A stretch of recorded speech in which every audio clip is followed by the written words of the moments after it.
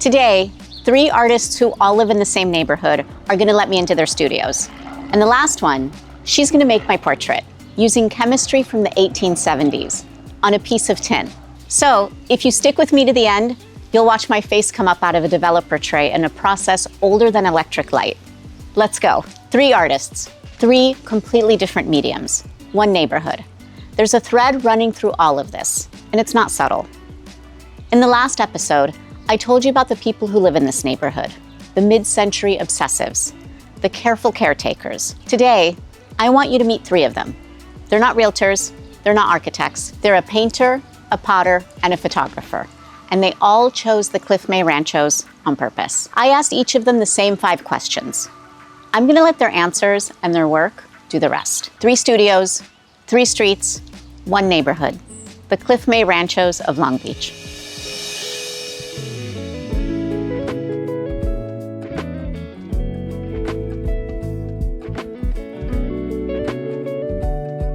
My name's Ian Desberg, been in the Ranchos about 7 years now. We decided we wanted to buy a house, and I think I had a list that had like 100 houses on it, but certainly the Ranchos was like a premium place to live. Of course, the architecture in the neighborhood really spoke to us. We never thought we could live here. And it just so happened that one came on the market just around when we needed it to come on the market, and actually our agent fought for us and really wanted a family to be in the house because it's really a family neighborhood. So we got really lucky and landed a Cliff May Rancho. I don't think you really realize what the light conditions do. There's layers to that answer. First of all, the Cliff May architecture and what we call the Cliff May corner, which is the corner full of windows and glass, offers a great studio environment and lots of natural light to work by. I mean, that's pretty deep in the layers, but as you walk around the Rancho neighborhood, different seasons, different times of day, different elements reveal themselves as you're walking around, and things pop out and recede. And I think that's what's inspiring to the art, is always seeing something different, no matter what time of year it is, whether the plants or the flowers are blooming or the trees are blooming or they're not blooming, or it looks cold and dark, wet and damp. Those all present themselves as great subject matter for art. A typical Tuesday morning is a work day for me. And so I'm a toy designer by trade, and I work for Razor USA, the scooter company, as the head of design. And I have a daughter who goes to school, teenage daughter that needs to go to school. So everything really starts in the heart of the house, which is the kitchen right here.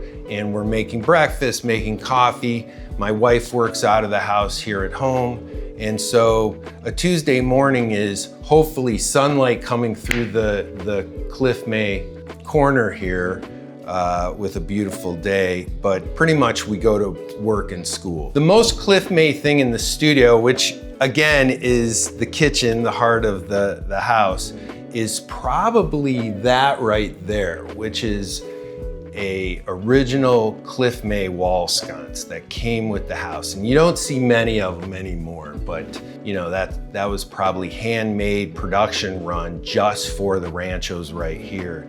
And so I don't think you'd ever find another one. But I moved it right to that spot specifically to highlight that piece. This is an amazing neighborhood. It's great family neighborhood. There's so many events going on. It's a neighborhood that takes so much pride, not only in home ownership, but in neighborhood. And we share a lot in the neighborhood, plenty of events going on, whether it's a neighborhood garage sale or, you know, people gathering around their interests around vintage and modernism. That brings us all together. So there's a lot that the neighborhood offers, and you know, everyone knows each other. We all walk around each other's streets and watch what's going on with each other's homes.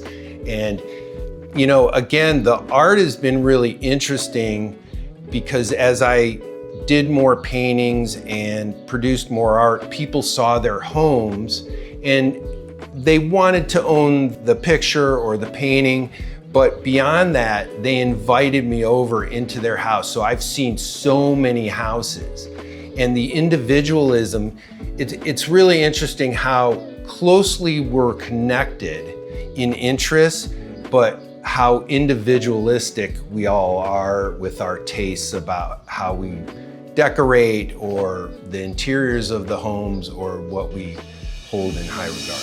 Here's something I didn't realize until I'd lived here for a while. This neighborhood has more working artists than any equivalent slice of Long Beach, by a lot. There's Ian, who you just met. There's a composer who scores TV and movies. There's screenwriters. And there's even a guy who started a company that presses eco-friendly vinyl records. Some of that is just that these houses were a little more affordable for a long time, and that mattered. But the bigger thing is that these houses attract people who pay attention. The architecture was designed by someone who paid attention. So it tends to attract neighbors who do too. The painter you just met chose this place because of the architecture. The potter I'm going to show you next made her studio in the garage of a house that was somehow already perfect for her. Her name is Tiffany of Wander Wheel Ceramics. Let me introduce you.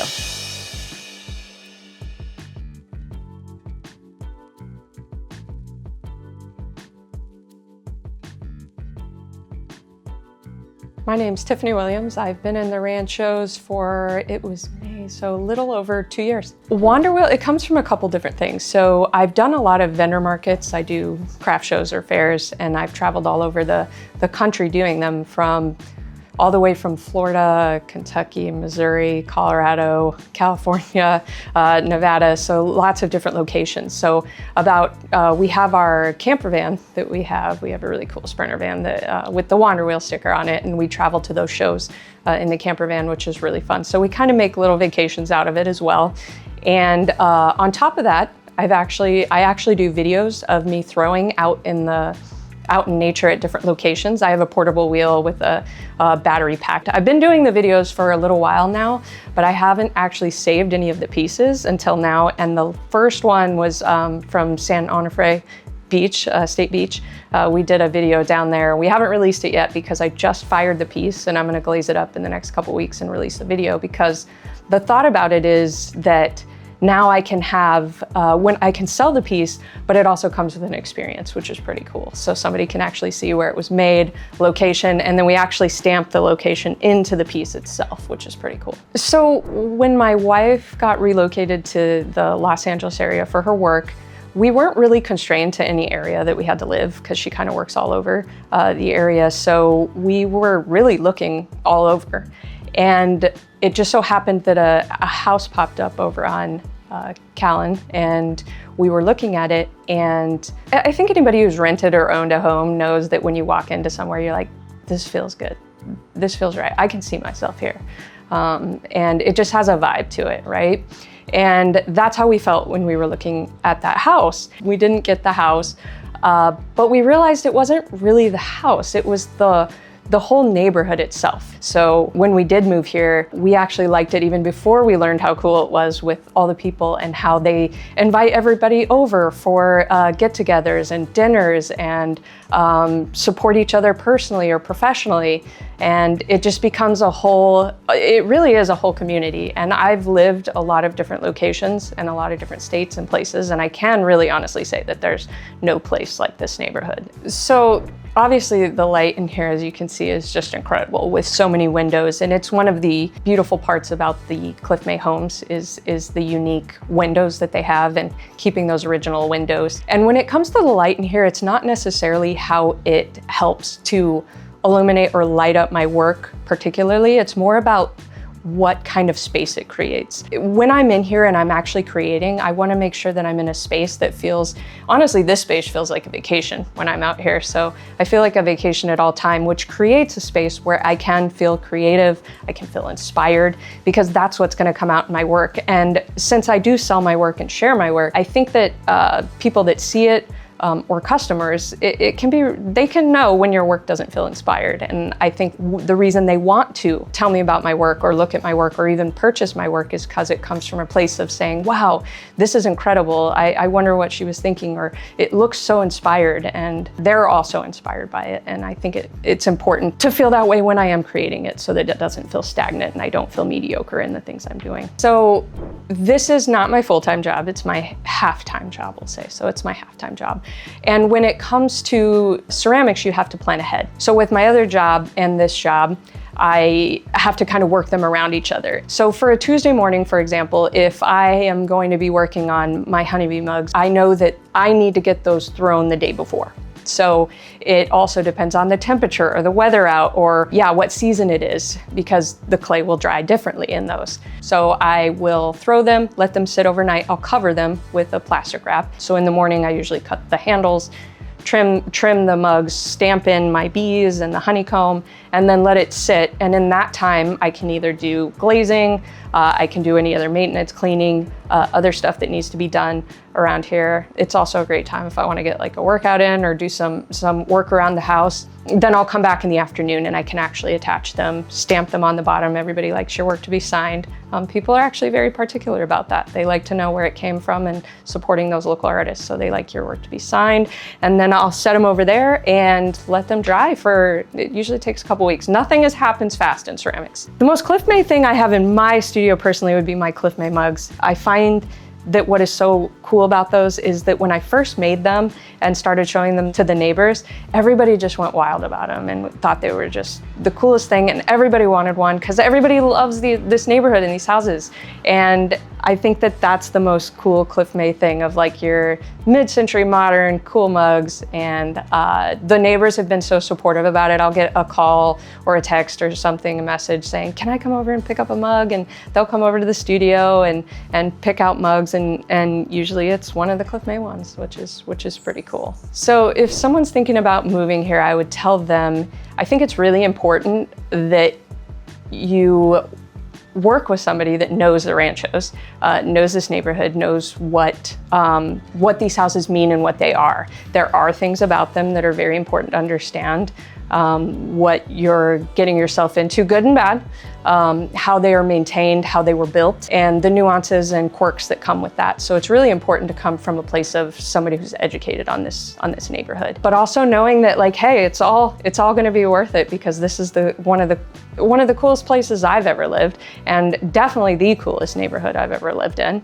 with the coolest people, the kindest people, the most supportive people. It's just a neighborhood that's just so tight-knit and supportive of everybody in it, and it's just a family. There's something else about this neighborhood I want you to hear. All three of these artists work with their hands, slowly. A painter taking days per painting, a potter waiting for clay to dry, and now a photographer making one image at a time with chemistry that hasn't been improved since the Civil War. That's not a coincidence. These homes were designed in 1953 for people to actually live in them, to be present in a room, to eat dinner on a backyard patio, to sit in a lanai with a coffee. The architecture rewards slowness, which happens to be exactly the speed at which good handmade work happens. The photographer's name is Natalie. Her Instagram handle is Caught in Collodion, which tells you most of what you need to know. Her studio is right around the corner.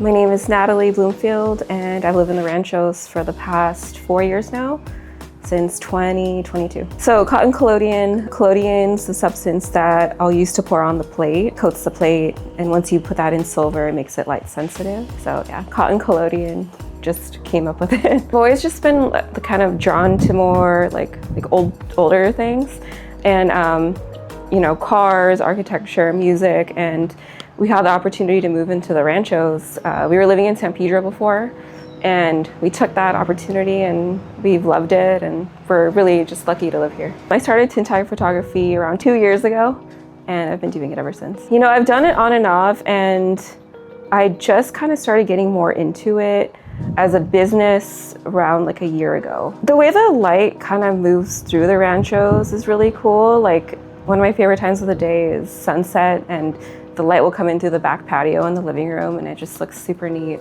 You just kind of pay attention to the way the light will go through the house through the day. And like you start to kind of realize when it happens, like this bathroom will only get light like for 20 minutes, maybe in the morning. And like, it just looks so cool for that little time. Like you'll just kind of walk by like, oh damn, that's pretty sick. Tuesday morning, I'm getting ready for work. I'm a clerk down at the Port of Long Beach, and I'm basically at a desk all day. So when I get to come home and like get my hands dirty and get creative, it's a lot of fun, and it's nice to not have to leave that house to do that. I'll come home and like varnish some plates sometimes, or you know, make some more chemical, develop or whatever I need to do. Even if I have someone coming after work, I'll have everything set up so that's ready to go. I think the most Cliff May thing about my studio is that it's in the lanai. The lanai is just such a cool dual use space that the ranchos have, and everyone kind of turns them into something different.